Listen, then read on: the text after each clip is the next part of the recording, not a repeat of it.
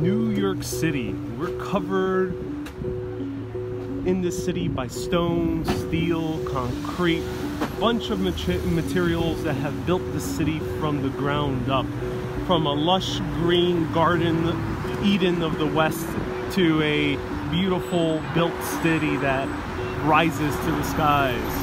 But before there ever was glass, steel, skyscrapers, there was stone giants that rose and decorated the city in the most beautiful way. I'm Ariel with Urbanist, and this is Hidden History, Episode 2, The Stone Giants of New York City. If you're watching the replay, just skip 2 minutes ahead as I wait for people to come in. Share this video with your friends and family if you'll show them the cool hidden history of New York City. Hidden History is a show where I explore the mysteries of cities all around the world, the places you won't see in the textbooks and the places you won't see in the guidebooks. Today we're walking around the Upper East Side of Manhattan.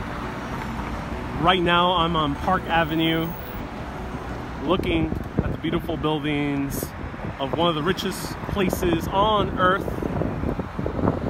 and we're going to explore 4 different spots in Park Avenue around 85th Street all the way to 79th Street and uncover some secrets. Hello Valentino, hello Anthony, hello Gonza, hello Charlene, hello Kay, hello the other Anthony, hello Karen, welcome. Share this video right now with your friends and family. Let's get as many people on this broadcast as possible, and let's go on with the show. Hidden History Episode 2. So right now we are on Park Avenue, and let's wait for the light. So we gotta cross the light here, and we are at 84th Street and Park. Now Park is one of the most expensive areas in all of New York City. And whenever there's a church in Park Avenue, one of the most expensive areas of New York City, that church has to have a whole lot of money. This is St. Ignatius of Loyola Church. And this is an underrated church because a lot of people don't know about it, especially tourists don't come just strolling inside. Even locals alike, unless if you are a member of this congregation. Now, there's something unique about this church because it is built in the same likeness as the Il Gesù Church in Rome, Italy. Christine, you say springtime in the city? Hell yes. Hello, Helena. Hello, Alejandro. Alex, thank you so much for sharing to all your 5,000 friends. Hello, Jose. Hello, Edwin. And hello, everyone. Now, Il Gesù Church is the burial place of Saint Ignatius Loyola. Who is Saint Ignatius Loyola? Well, this is the namesake of the church, built also in the same likeness where he was buried. Saint Ignatius Loyola was a Basque warrior, soldier, back in the early 1500s.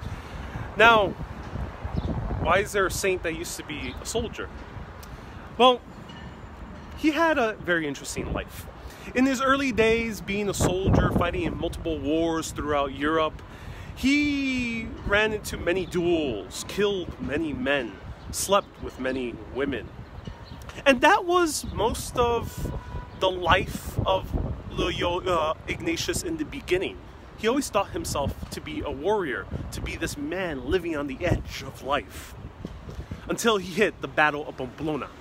And the Battle of Pamplona, St. Ignatius crushed his leg in 2 pieces. He could no longer fight. He was relegated to a hospital bed for years. And as he lingered in the hospital bed, getting surgeries, especially in the 1500s, these were very rudimentary surgeries. These surgeries took way too long, and he wanted to escape. So at first he started to escape to thinking of becoming a soldier once again, of sleeping with many more beautiful women all around the cities of Europe, may it be in Paris or in Barcelona or in Rome. However, those fantasies weren't entertaining him as much as some other fantasies. He picked up a Bible, and this Bible was stories of Jesus, his upbringing, his teachings, his wisdom. And he started having fantasies, imaginations, becoming a very saintly man, a man pursuing the spiritual, pursuing the eternal. And he ended up coming to a conclusion. He enjoyed those thoughts way more than he did of going into battle, of killing other men. So St. Ignatius went and studied everything he could. And once his legs got into one piece, he still had a limp. He was able to go all the way up to Paris. And in Paris, he decided to take up study. Right next to St. Ignatius of Loyola Church is the Loyola School. And almost with every single school that is associated with St. Ignatius is, every church that is associated with St. Ignatius, there is a school. That's because when St. Ignatius went over to Paris, he studied.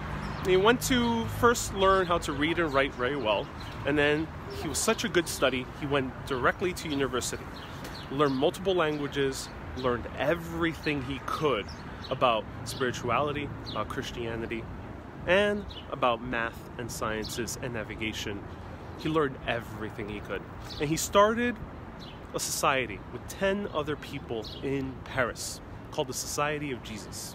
The Society of Jesus was meant to spread the word of Jesus, especially in the most harshest times of Christianity, which was the Reformation or the Protestant Reformation, where a lot of Christian sects were splitting off and warring against each other, and Catholicism wanted to get a reign back again on centering the power in Rome with the Pope. St. Ignatius came to offer help with the Pope, making Society of Jesus an official order of Catholicism, Roman Catholicism, and also only answering directly to the Pope. That's where churches like these come into play. They're very expensive, in the most expensive area of all of New York City. Now, the Jesuits take a vow of poverty and chastity. However, they have roots in areas all around the world because, as we know about the Jesuits, they are missionaries, and they went to the far reaches of Japan and China and South America during the 1500s, just when Europe was starting to explore these places. They went there even before most Europeans did. And they established their roots there and a lot of influence. So with that said, let's see how extravagant a Jesuit church can look like. Let's go inside. So here is St. Ignatius Loyola. He is a Basque saint, and I'm going to stay very quiet as we go inside in order to respect the peace. And I will talk a little bit more as I come back outside. Share this video right now with your friends and family, and also let me know where you're watching from, and I will answer many of your questions after the broadcast, and I'll be doing a coffee break 30 minutes, 40 minutes after I finish this one.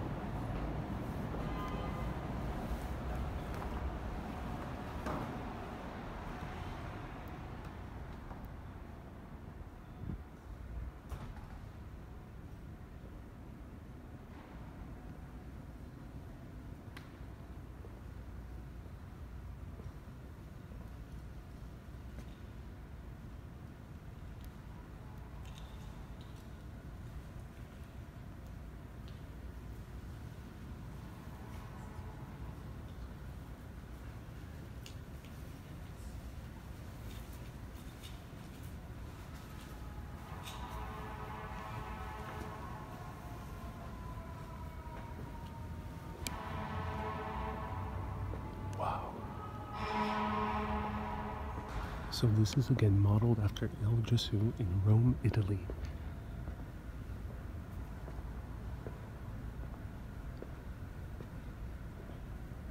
Now, across we have the Stations of the Cross, Jesus' final days on earth, being persecuted by the Romans.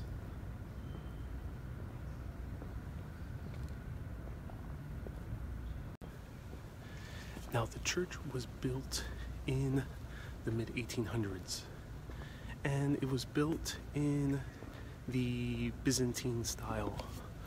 Now, in 1994, this church was filled with music. Filled with music in order to commemorate one of America's greatest first ladies. She only lived a few blocks away. Her name was Jacqueline Kennedy.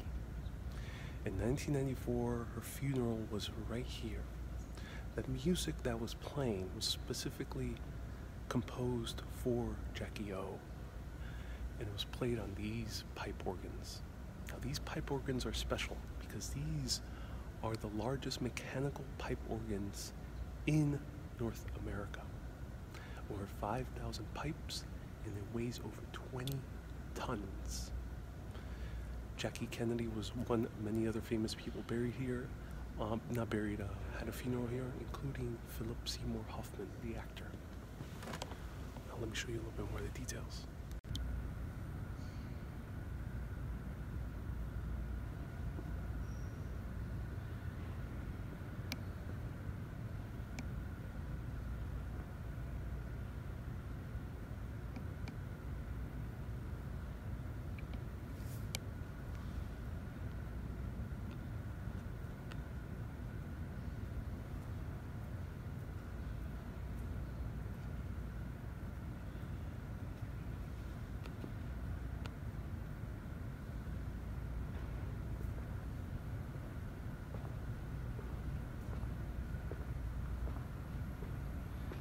So the church is located at 84th and Park Avenue. And I think this should be St. Ignatius right over here.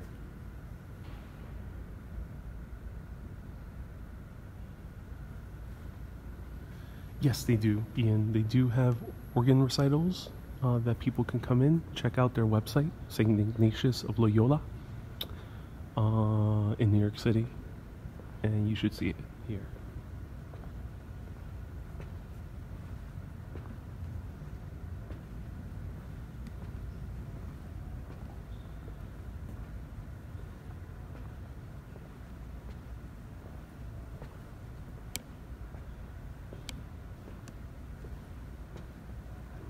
One more time before we go back outside. Okay, I think this church is more beautiful than the Vatican. Well, the Vatican is quite gorgeous, but yes, this church is definitely beautiful. A lot of people don't know about it.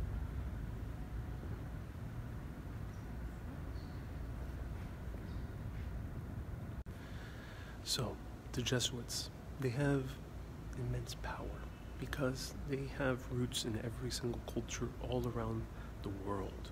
The reason we have more than 1 billion Catholics to this day, billion Christians, a good portion of them Catholics to this day, is because of St. Ignatius of Loyola, who started the order of the Jesuits, and they spread all around South America, China, Asia, etc.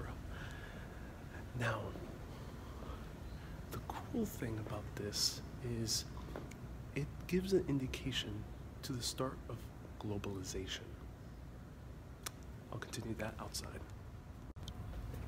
Say goodbye to the church and let's continue to our rest of the stops.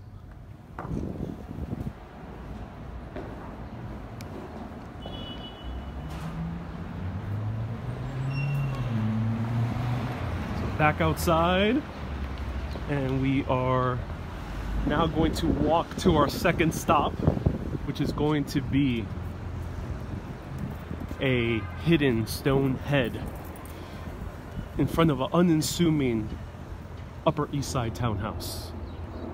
And it is truly breathtaking. I am absolutely in awe. And I'll put the addresses of the places in the comments afterwards. And then also afterwards on the Urbanists of the World Facebook group, I'll be going live and answering any of your questions further. I know a lot of people are leaving their comments. I'll be talking to you personally afterwards in the coffee break. Now, as I mentioned, the Jesuits were already starting to go all around the world in the 1500s. Now, this goes to show how the world was increasingly becoming globalized as soon as the 1500s. Only 2 centuries later, a huge campaign of a major European power comes clashing with a major North African power. Now, that campaign will lead directly to one of the sites that we're going to visit towards the end of this video, which is an obelisk that stands in the middle of Central Park. But before we do, a lot of our architecture is inspired by ancient and classical architecture, especially when it was in the 1800s and it was all in vogue.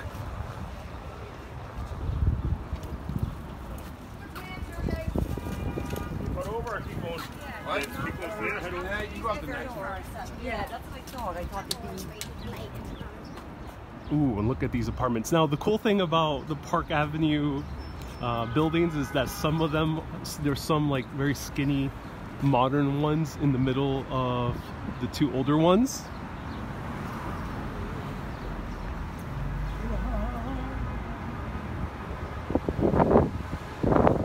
And it is a gorgeous day. Hello, Christine. Hello, Ian. Hello, Chantal. Hello, Nur. Hello, Lori. Donna, Mary looks like a movie. It really does. Love yours. Hometown of New York. Yes, New York City is such a gorgeous city. And we are only a block away.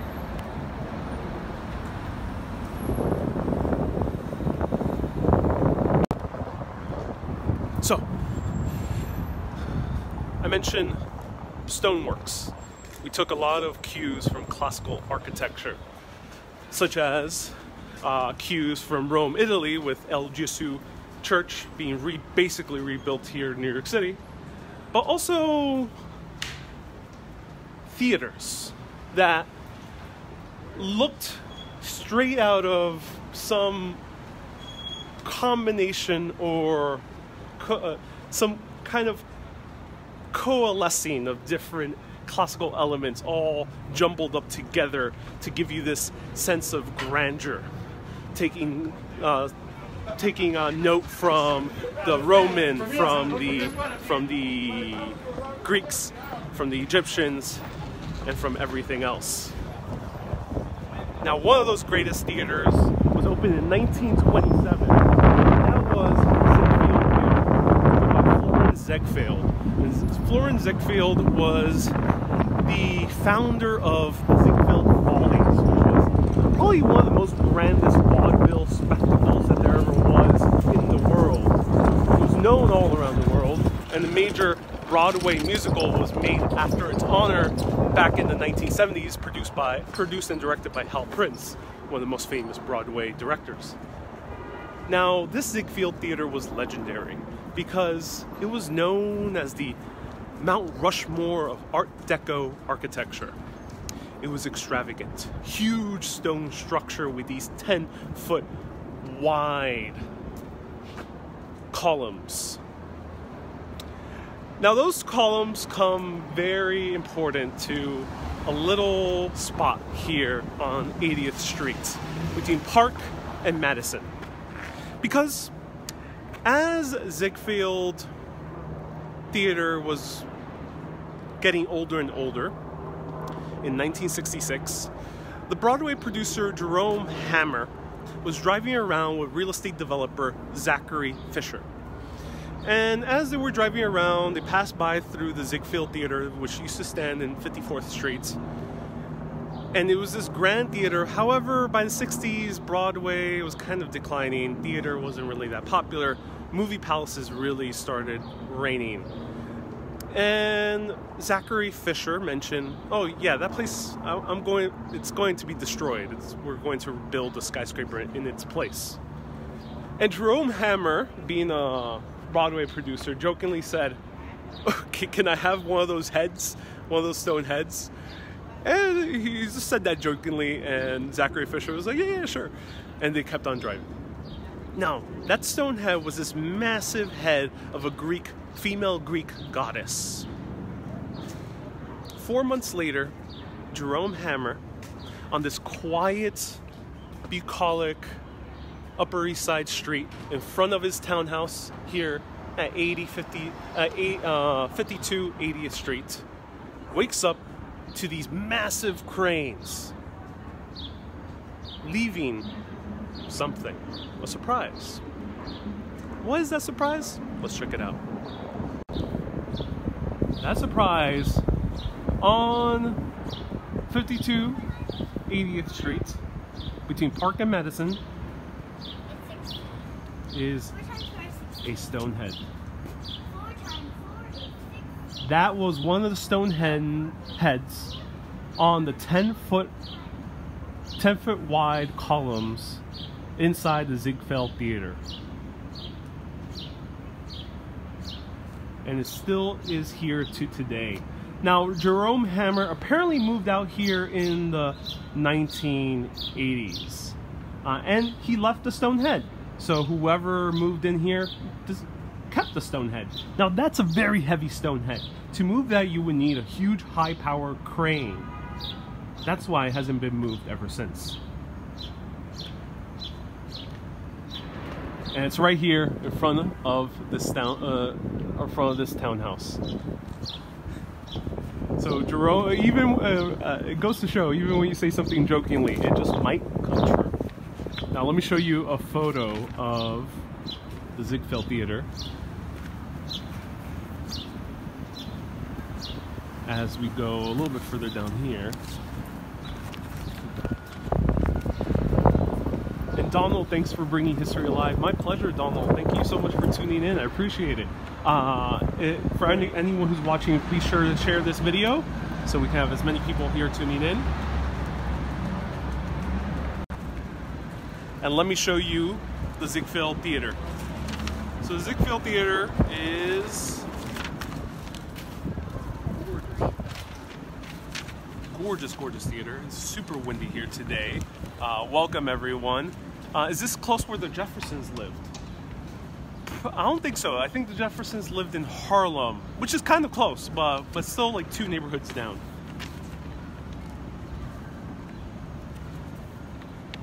And let me know where you're watching from, and I'll be answering more of your comments afterwards here on Hidden History. Hidden History is a show where I explore all the interesting mysteries and cool secrets of cities all around the world. Let me see. Carrying paper is not the most easiest thing to do.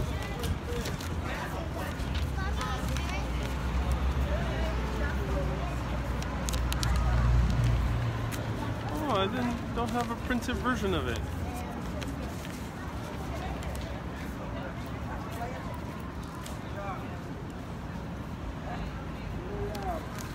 Oh, here it is. Okay. Sorry everyone for the wait. It's live, so there we go. So this is the Ziegfeld Theater. Look at that gorgeous grandeur. Now, where was the stone head? No one knows for sure. It might have been on the side or inside, but there was 2 giant stone heads. One of them was destroyed. The other one is right there. That was the Ziegfeld Theater. Now it's a boring skyscraper, but it used to be one of the coolest looking theaters. Over 1,600 seats.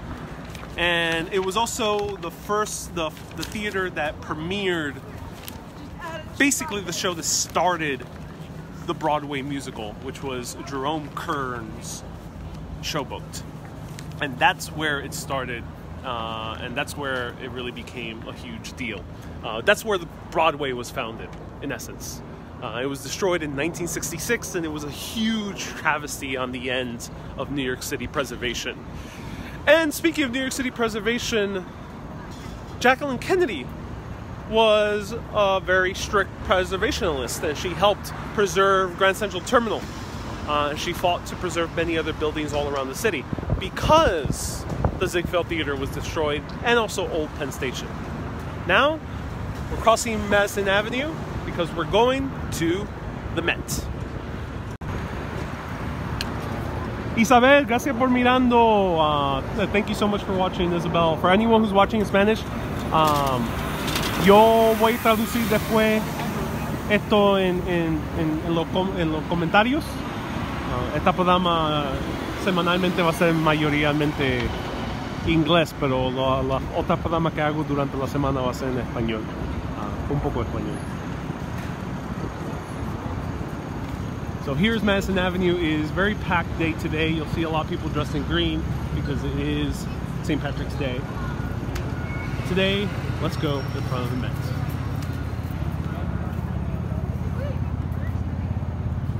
Hello Lorraine, welcome. Hello Jude, hello. Ian, great loss of architecture. Yes, indeed. At least Jerome Hammer got his stone head. At least he got one. Oh, interesting. Okay, Ralph. Thank you so much for clarifying. I don't know too much about the Jeffersons. I always thought they were in Harlem, but thank you so much for letting us know they were in the Upper East Side. So now we're walking in the middle of Upper East Side Street. There's no traffic because the street is closed off for St. Patrick's Day Parade. Beautiful buildings, stone buildings all around.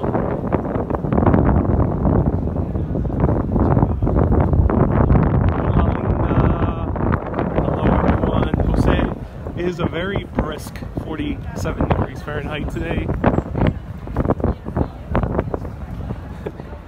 Hey Mark, can you stop Brexit? No, unfortunately that is out of my powers. Thank you so much for checking in. Charlene, yeah, today's not St. Patrick's Day parade. Today's not St. Patrick's Day, but today's the parade for St. Patrick's. The reason for that is that tomorrow is Sunday. As many of you know, for Roman Catholics, the day of the Sabbath, St. Patrick's Day parade being a celebration for the Roman Catholic saint, and hence they don't want to host a parade at the same day as the Sabbath. So that's why it's hosted today down there. But right now we're going outside of the Met. Caesar Toth, welcome, nice to see you. Hello Hannah. Pretty sure Teddy Roosevelt. Teddy Roosevelt grew up in the neighborhood of Gramercy Park, right by Union Square. That's where his birthplace is at. Now we're approaching the Met because there's another interesting stone quirk of the Met.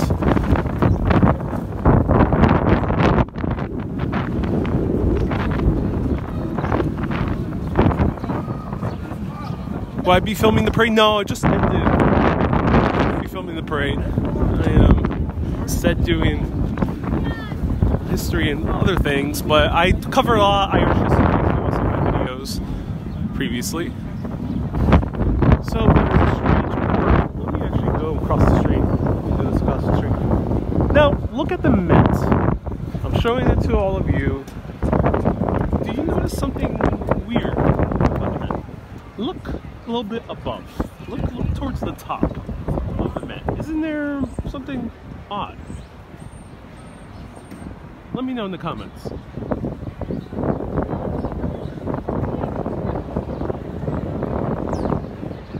Oh, Mark, happy birthday to your daughter as well. There's something. There are some bricks. Huge stone bricks.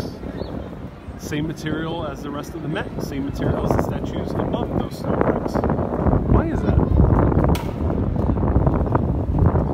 Why why is the Met, for being one of the most expensive, prestigious, biggest museums in the entire world with over 2 million objects, be unfinished? Well, for that we have to go to the very beginning of the Met. And the very beginning of the Met, the outside facade was designed by Richard Morris. Richard Morris was the same guy who designed the statue. Now, he had this grand plan for the top of each of these columns in the Met. He wanted each of these columns to represent different facets of art. So on each of these columns, ooh, super windy. Let me see if I can find a place a little bit away from the wind. He wanted to represent each stance of art. The first one was going to be ancient Egypt, in order to represent ancient art. And within ancient Egypt, he was going to rebuild or like reimagine a bunch of ancient artworks, such as the Sphinx and the Great Pyramids. Next to it would have been in the Greek style for classical art. And he was also going to recreate a bunch of classical works, such as the Parthenon, the Pantheon, and etc. Next to that was going to be the Renaissance. Renaissance mostly being in Italy, and might have recreated stuff like from Michelangelo and from many other Renaissance artists. And for the very last one, it was going to be modern art. And modern art was also going to recreate a lot of modern art pieces, such as Vincent van Gogh's Starry Night, and maybe who knows what else during the early 1900s.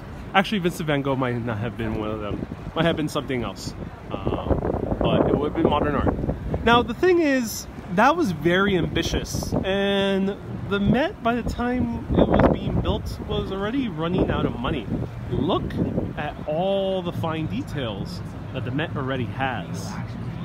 And as the Met was running out of money, and Richard Morris Hunt's proposal seemed kind of expensive, like a little bit too expensive, they stopped. And they never continued. Because to continue Richard Morris Hunt's plans today will probably be way more expensive than it ever was 100 years ago. So it's still unfinished. And we still have a pile of blocks on top of the Met. However, there's another huge piece of block. Not on top of the Met, behind the Met. It also ties into the very first unfinished column, representing ancient art. Now, there's a lot of ancient cultures all around the world.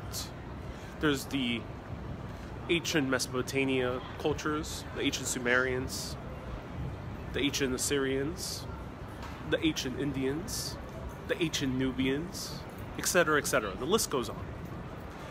But why do we only really care about one specific ancient culture? Why do we always care about the ancient Egyptians? That question could be answered, as I mentioned a little bit earlier before, as the world was starting to globalize in the 1500s, 1600s, and then the 1700s. A major European army came clashing down with a major North African country. In 1798, Napoleon Bonaparte decided to invade Egypt. As he decided to invade Egypt, Napoleon Bonaparte was obsessed with Egyptian culture and art. Now, this was before time that most people knew about Egypt. Napoleon was a very learned man. He also was a man of ancient history. And when he invaded Egypt, it wasn't only for plans of conquest, because the French government actually wanted to invade England. It would have been more profitable for Napoleon to do so. But no, he wanted to go to Egypt because he wanted to make a statement, to let the world know that this is the new empire that will rule for 1,000 years. So Napoleon went down to Egypt with a huge army, but with even a big army of scientists, archaeologists, painters, and what he called savants. Over 135 scholars were brought down to Egypt with him in order to capture every single detail of Egypt and learn everything they can about the country and spread it back into France. This started a craze all around France, which subsequently spread through England, provoking England to start invading Egypt themselves. Everyone wanted a piece of Egypt in order to get a piece of the ancient culture that is as mysterious as great. So that invasion didn't go quite according to plan. France didn't rule over Egypt for too long. England ended up ruling over Egypt much longer. But what ended up happening afterwards? Hey, what ended up happening? When the canal was being built between the Mediterranean and the Red Sea, there was a plan by a very entrepreneurial French sculptor. Let's get to that as we walk around into Central Park. Now, why don't they just remove the blocks? Because it's extremely expensive to remove those blocks. Those blocks are huge. They might be at least 50 tons each. Or, I mean, not each, but each section might be at least 50 tons. Maybe even more than that. So it'd be very, very expensive to remove them. Moving stone is a very impressive feat. As I mentioned with the stone head, you would require very high-powered cranes to do so. And George, ooh, spoilers, George. I'm glad you know your history. It's cool.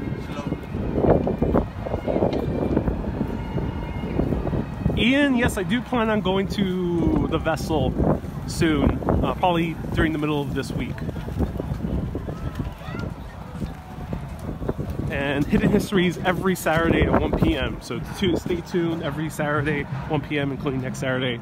We'll be going back and exploring some mysteries of New York. Or maybe somewhere else. We'll see.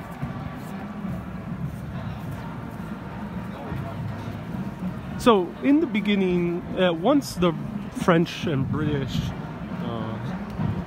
handled their differences in Egypt, they saw a huge opportunity to build a canal. And the canal was going to be the Grand Suez Canal. And the Grand Suez Canal was going to be finally the connection from west to east, which used to be a huge journey because you had to travel all around Africa. Here's a little bit of the parade.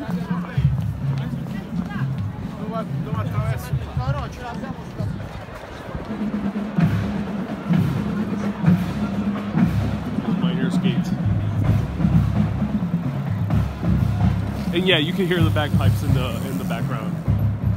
So now we're entering Central Park to go to our final stop on this tour.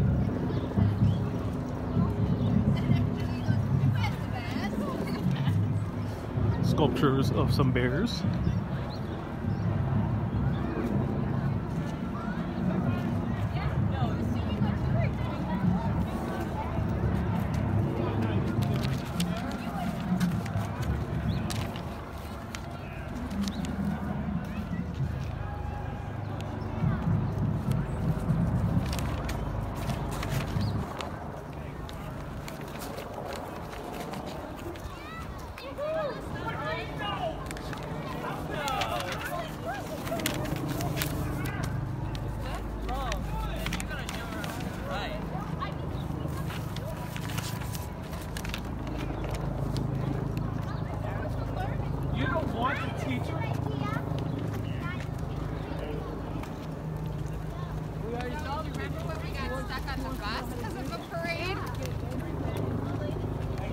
And Irene, you say you've read that the French tore down many monuments in Egypt by shooting them with cannons. Ooh, I doubt that he did that. It might have happened while they were battling And they did battle in front of the pyramids, which was kind of crazy. It was called the Battle of the Pyramids. And that was the very first major battle in Egypt. But the French really revered the ancient architecture of Egypt, so they actually wanted to take it back to France. Now, the building of the Suez Canal, Frederick Bartholdi, famous French sculptor, wanted to build the biggest sculpture in the entire world, biggest statue in the entire world. A statue that would rival the ancient wonder of the Colossus. That statue was going to be this. The Statue of Liberty. Wait, isn't the Statue of Liberty in New York City? Well, at first it was going to be in front of the Suez Canal. That was the original plan. He proposed to build it right here. Instead of the likeness we see today, which is more like Athena-like, this was going to be a peasant woman with a huge torch also in front of the Suez Canal. Also built on a huge pedestal. However, the Egyptians were bankrupt, and they didn't have the money to pay for such a huge statue. They were bankrupt from all the wars, they were bankrupt from all the civil disputes inside the country. So, what happened? Well, Frederick Bartholdi ended up making up the idea to build a statue here for the US instead. But that's a story for another video, which you could see in my older videos about the Statue of Liberty. Let's go back to Egypt being bankrupt. When Egypt was bankrupt, they were at tough times where they needed to sell a lot of their ancient Egyptian art and architecture. Now, to the modern Egyptian at that time in the 1800s, they weren't having a strong connection with ancient Egypt. They were of a different religion, they were of a different culture. Because many hundred years prior to the 1800s, those Egyptians were mostly Arab descendants and a bunch of other people groups from all around North Africa. So they didn't care that much about holding on to every single piece of ancient Egyptian architecture, as they probably do now, because now they realize how important it is. So Egypt had 4 distinct obelisks. They were all called Cleopatra's Needle. And Cleopatra's Needle wasn't associated with Cleopatra at all, because these 4 obelisks were built actually 1,500 years before Cleopatra, 3,000 years before our time. These obelisks were built by Pharaoh Thutmose III.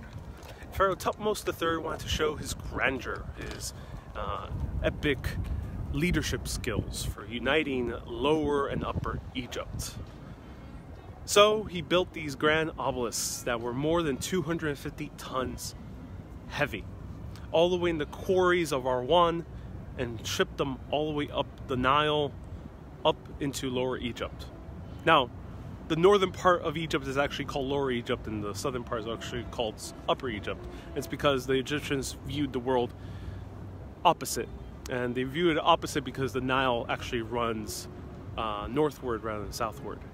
So, these 4 obelisks. One stayed in Egypt and is still there. The second one went to France.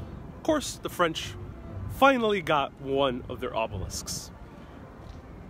Rome, back in ancient times, took already about 13 of them, so Rome has a bunch of them already. Rome has more obelisks than Cairo or any major Egyptian city. Then Britain wanted to one obelisks. And let's continue that story as we approach the 4th obelisk. Yeah, the last 2 years. Right over here.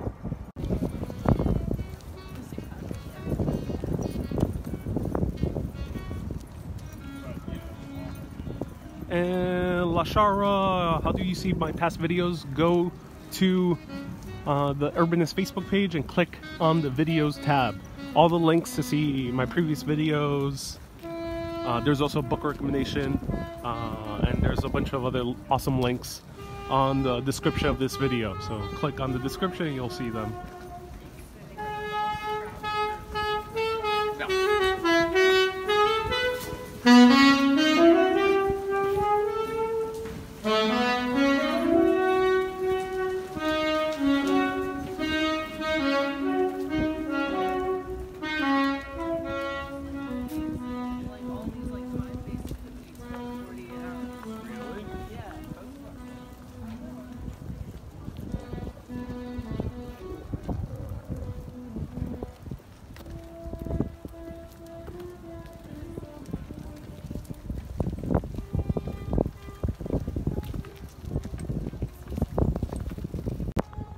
So right now we are in the highest point of Central Park, and the highest point of Central Park was the destination for the fourth obelisk. But before we get to the fourth obelisk, let's go to the third with London. What happened to the London obelisk? Well, wildlife. The English decided to bring the obelisk in a caisson. So they decided to encase the obelisk and drag it out through sea behind the tugboat. However, as they got into the northeast end of France, a huge storm came and completely threw the ship back and forth violently. The obelisk got loose and started floating away. And the English panicking because this was a very prized object. Obelisks aren't that abundant, especially the ones that you can buy and take to your home country, maybe sometimes forcefully. They sent a lifeboat with 6 men to rescue the obelisk in this roaring storm in the northeast coast of France. And as these 6 men on the lifeboat tried to take back the obelisk, it was proved too heavy and the storm too harsh. So those 6 men were lost at sea, including the obelisk. A day afterwards, the English sent back another ship, trying to find the men and the obelisk. The men were no longer found ever again. The obelisk was presumed to be sunk into the bottom of the ocean. However, 4 days later, a Spanish ship is also sailing across the northeast coast of France. And this Spanish ship ends up finding the obelisk. Now, according to sea law, it's finders keepers. Whoever finds a huge object in the middle of international waters gets to keep it. So it was technically property of that Spanish tugboat company. However, the English sued them, and there was a huge legal battle, and ultimately the Spanish sold that obelisk back to the British. And finally they were able to install it in 1830s in London on the banks of the Thames. So those account for 3 obelisks. Now the fourth. So in the late 1870s, early 1880s, a man by the name of Henry Gorringe, who was an adventurer, expert navigator, an engineer, and a Freemason, decided to go to Egypt because he had to make one of the stops there and to repair a ship. And as he was in Egypt, he started exploring the ancient ruins of Alexandria, and he came upon the fourth obelisk. And as he came upon the fourth obelisk, he was immediately mesmerized. At this point, Egyptomania was taking over the West. Everyone wanted a piece of Egypt. People wore earrings. There were cigarette companies with Egyptian imagery on it. For example, even Camel cigarettes, which exist, I think still exist today, but definitely was very popular 20, 30 years ago, was based on Egyptomania. So Henry Gorringe knew the power of Egypt. However, as he was going through this obelisk, Henry Gorringe claimed that buried underneath the obelisk, which was actually tumbled down from an earthquake that happened in the 1300s, he found some tools. He found tools such as a trowel, such as a protractor type of tool, and a gemstone. These tools were the same tools, the same symbols used in Freemason sigils. These were the Freemason tools. Now, who are the Freemasons? Freemasons, simply put, is a fraternity. It's a fraternity where people help each other to advance in their careers and such. They have a lot of ceremonies, they have a lot of books, libraries, a lot of ancient knowledge, but basically they're just a fraternity. They started as stonemasons in the 1400s, and being a stonemason in the 1400s was a lucrative job, and also it took a lot of time to get better at the job the more you did it. So they all got together and started hanging out in lodges, Freemason lodges, and started the fraternity as we know it today. Zoom all the way to the 1880s with Henry Gorringe, and as he's digging through this obelisk, he finds these tools.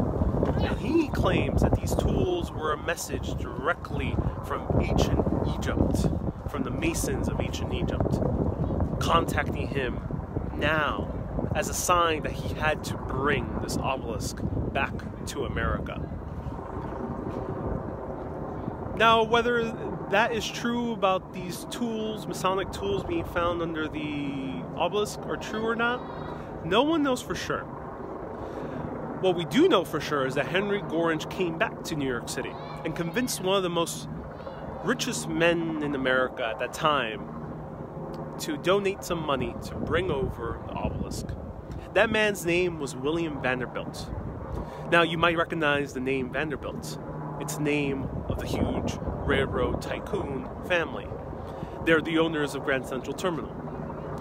William Vanderbilt is also a Freemason, so he also has interest in bringing some Freemason lore back to the U.S. Also, on the newspapers, it started gaining steam because, according to one newspaper in the 1870s, they said that every other major European city has an obelisk. London, Paris, Rome, and also Constantinople. But New York doesn't have one. How could New York ever aspire to be a grand city without an obelisk? It would be such a pity. So the public was behind Henry Gorringe and William Vanderbilt to bring back this obelisk. The obelisk now stands here in Central Park. Let's take a closer look.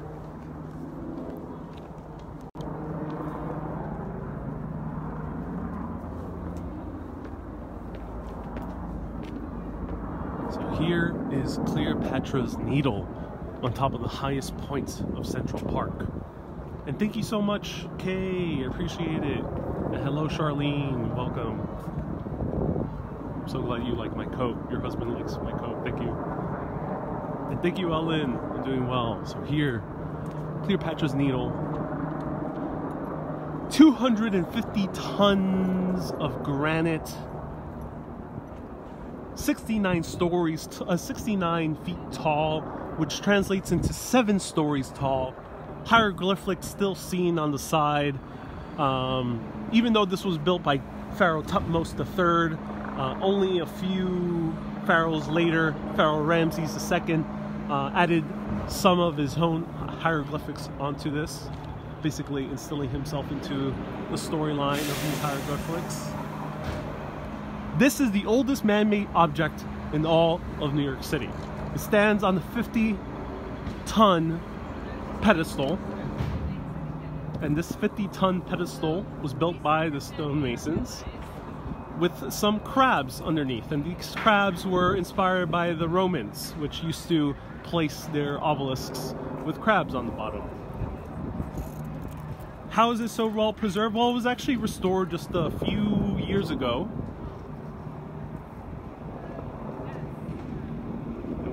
can't see too much here. But here it says what the hieroglyphics say. And it's basically a poem about the greatness and grandeur of King Thutmose III and then Ramses.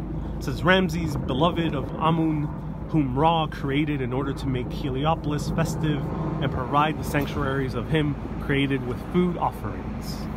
So basically just a propaganda of the greatness of Ramses. Now apparently there is a time capsule here with the complete works of Shakespeare, some tools from the Freemasons inside here as well as a time capsule. This is Cleopatra's Needle. Now, 1881. The needle is coming close to New York City. Finally, they got permission. Finally, they bought it. New York City bought it, not the U.S., not the United States of America. Unlike in France, unlike in England, which those two respective countries bought it, the city here bought it. The reason for that is because William Vanderbilt, being a New Yorker, did not want the U.S. Congress to get involved in choosing where this gets placed. He wanted it here in New York City. So they developed this huge crane in order to bring this obelisk. Now the strange thing about these obelisks is that they are 250 tons heavy. They're huge. And they're so huge. How did the ancient Egyptians transport it from one area, a quarry, to another area? And then, later than that, how did the Romans transport it all the way up to Alexandria, and then later on a few obelisks to Rome? Well, that remains a mystery. No one knows for sure what technology they used. But we know the technology that was used in the 1880s. And it was a very heavy and very elaborate piece of technology. Used steam engines and cranes, state of the art from that time. Here's the cranes. This is Cleopatra's Needle as it was first found. And it was lodged onto this ship. So you see the obelisk going inside to the ship and sailing across the Atlantic. So what happened across the Atlantic? Well, luckily they didn't run into the same issues as the Brits did.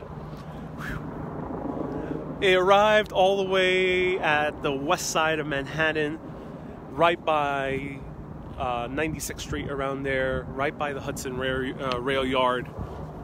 And they had to build these tracks, and these tracks had to go through the city onto this point in Central Park.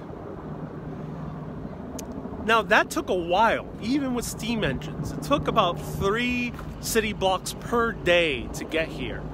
Total of 30 days to get down here. And when it finally got down here, right as the obelisk was approaching, there was a huge ceremony in order to place this stone. 5,000 Freemasons went parading up Fifth Avenue in their entire garb, aprons, top hats, and everything, in solemn silence, all the way up here to commemorate the foundation that would be for Cleopatra's Needle, the stone.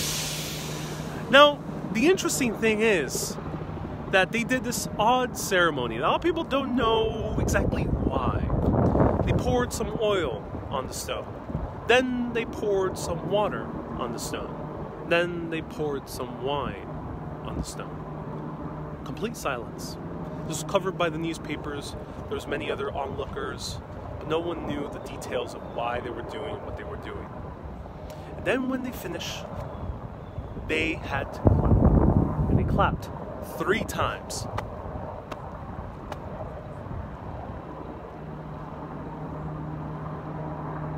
And then one of the Grand Master of the Manhattan branch of the stonemasons came up here and talked about the vast importance of Egyptians and their influence on Masonry. So, why did they do that? No one knows for sure. The Masons are pretty secretive. They are just basically a fraternal organization, and then when you read these books like the Da Vinci Code, they're generally exaggerated. It probably wasn't this mass conspiracy. But they are very secretive nonetheless. But it gets even stranger. Because the obelisk was installed, it became a huge deal for New Yorkers. New Yorkers caught the fever for Egyptomania. Women started wearing Egyptian necklaces. American cigarette companies also started using Egyptian imagery. People were using a bunch of Egyptian memorabilia all around. However, many decades later, someone, a historian, an amateur historian, found out a strange alignment in Manhattan. In downtown Manhattan, there is St. Paul's Chapel. St. Paul's Chapel, right next to it, is an obelisk. That obelisk is in honor of Thomas Addis Emmet, who was an Irish-American attorney in the late 1700s, early 1800s. He was a Freemason. The second obelisk is in... I'm going to put the camera down here. The second obelisk is right in front of the Flatiron. It's called General Worth Monument. Built after General Worth fought in the Mexican-American War and was very renowned for his duty up there. He was also a Freemason. So, I have a map here of Manhattan. And I'm not the one who came up with this. Many bloggers have talked about this. Many amateur historians have talked about this. We have no sense of why. But here is Emmett's. Here is General Worth's. Now, I told you that the Freemasons were the ones who picked this spot, the highest spot in Central Park. But maybe they picked it up for another reason. Because here is Cleopatra's Needle. Draw a straight line from down here all the way through here. You have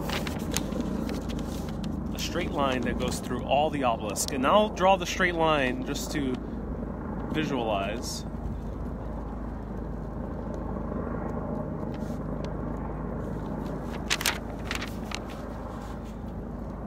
That's a straight line. This is all on Google Maps. You can do it yourself. You can input Emmet Obelisk or St. Paul's Chapel.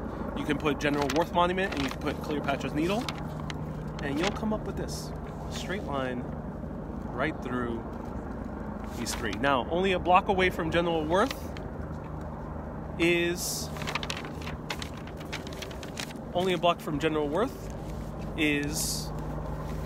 the Masonic Lodge. Now, is this a coincidence? No one knows for sure. As I said, the Masons are very secretive. No one knows for sure if that's a coincidence. Is it some conspiracy? Probably not. However, I would say that the Masons did do it on purpose, because the Masons are fans of alchemical ancient knowledge, and they do enjoy putting symbology into their rituals. They know the power of symbols.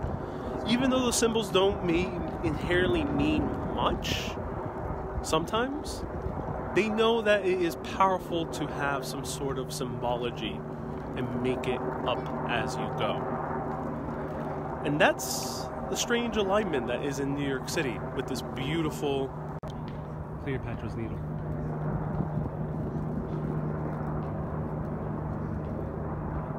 To this day, few people still come up here. Egyptomania is not really that popular anymore. I mean, people still have this fascination with Egypt,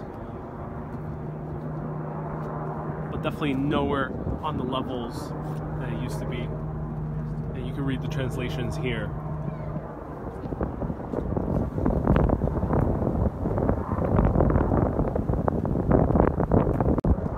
So when you come to New York City, be sure to visit Cleopatra's Needle. The other two places, I'll put all the directions in the comments afterwards. My book recommendation of the week, the one I used to research this about Egyptomania and about stoneworks, is Egyptomania by Bob Breyer. The link is in the description below of this video. If you want to watch my previous videos, you can watch all of them on the videos tab. Also, the link is in the description. And if you want to see an extended version of this tour where I go into another Egyptian temple, which is right inside the Met, and a bookstore of the French embassy that has the zodiac painted on the top of the ceiling, then you can become a supporter. And by becoming a supporter, you support this series, Hidden History, where I can explore the mysteries of places all around the world, and also do it with better quality so I can give you a better broadcast every single time. If you want to lend your support and get access to these extended tours that will be posted tomorrow, you can become a supporter by clicking the supporter button down here. The link is also in the comments. And stay tuned. In about 40 minutes, I'll be doing a coffee break and chatting with all of you. And you can ask me any further questions about this broadcast that you would like. Stay tuned next Saturday at 1 p.m. for Hidden History, Episode 3. I hope you enjoyed it. Thank you everyone so much for tuning in. Keep being awesome, and always keep on exploring. Bye-bye everyone, and clap, clap.